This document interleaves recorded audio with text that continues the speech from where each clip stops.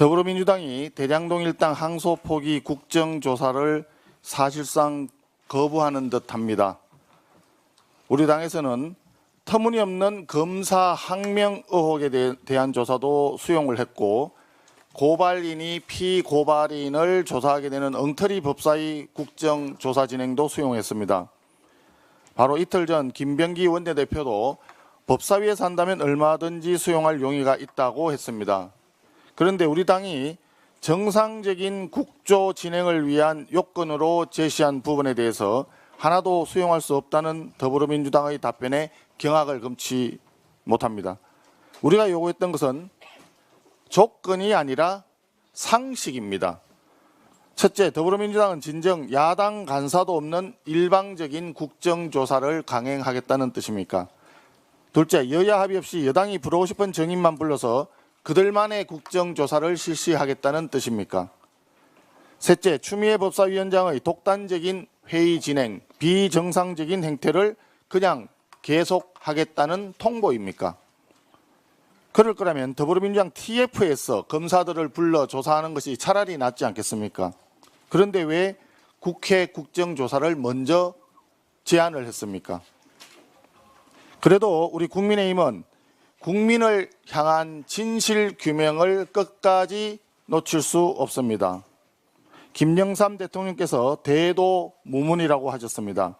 더불어민주당은 꼼수 쓰지 말고 당당하게 원칙의 정치를 보여주기 바랍니다. 검찰의 항명과 조작 수사의 진실 국정조사를 통해서 밝혀내겠습니다. 이번 국정조사의 본질은 검찰이 자행했던 조작 수사와 조작 기소를 밝혀내는 것입니다. 이에 더해서 검찰이 공직자의 신분을 망각하고 저지른 항명이 어떻게 일어나는지 확인하는 것입니다. 사실 김만배, 남욱 등에 대한 항소 포기는 국정조사감이 안 됩니다. 그럼에도 불구하고 민주당이 국정조사를 위해 대승적으로 받아들인 것뿐입니다. 그런데 국민의힘은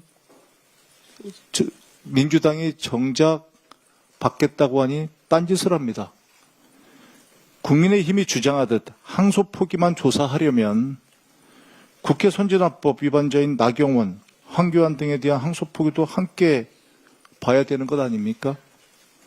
조작 수사, 조작 기소 등에 대해 국정조사를 하기 위해서는 가장 전문성을 갖춘 위원회는 당연히 법사위원회입니다. 그 법사위원회에서 하자고 하니까 전제 조건을 겁니다. 그동안 말썽이 되었던 전제 조건 이번에 털고 국정조사는 정작 안 하겠다는 뜻 아니겠습니까? 아마 국정조사에는 관심이 없고 또는 실질적으로 국정조사가 시행이 되면 그동안 검찰과 합작해온 행위가 드러날까 이 핑계 저 핑계 대면서 피하는 거 아닙니까?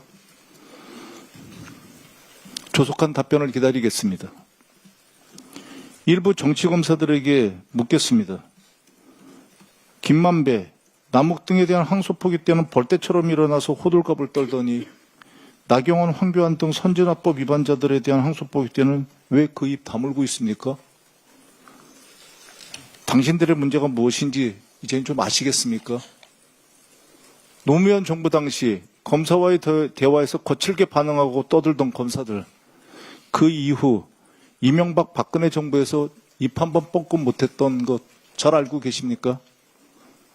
당신들의 행동은 기계가 아니라 특권 의식에 빠져서 세상 무서운 줄 모르고 건방을 떠는 것에 불과하다는 거 이제는 좀 깨닫기 바랍니다.